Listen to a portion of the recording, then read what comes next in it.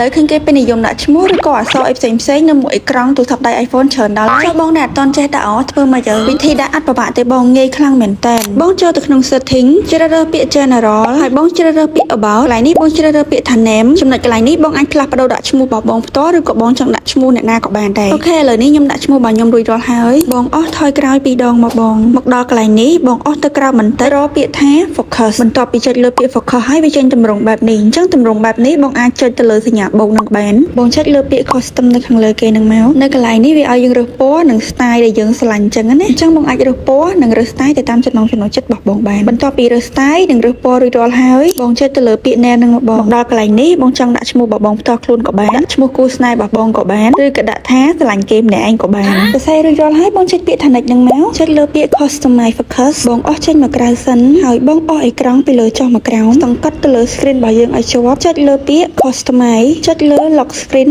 ហើយបងចុចកន្លែង add នេះមកបងកន្លែងហ្នឹងវាឲ្យយើងរើសអញ្ចឹងបងរើសរូបភាពថ្មហ្នឹងមកបងហើយបងចេញមកក្រៅសិនមកចុច done នៅខាងលើដល់កន្លែងនេះបងឃើញពាក្យថា focus ហ្នឹងអញ្ចឹងបងចុចលើពាក្យថា focus ហើយបងអស់មកក្រោមរកទម្រង់អក្សរដែលយើងដាក់អំបញ្ញមិញណាបងចុចទៅលើអក្សរមួយនោះជាការស្រេចឲ្យបងចង់ដឹង tip អីផ្សេងៗអាច comment នៅក្នុងវីដេអូមួយនេះបាន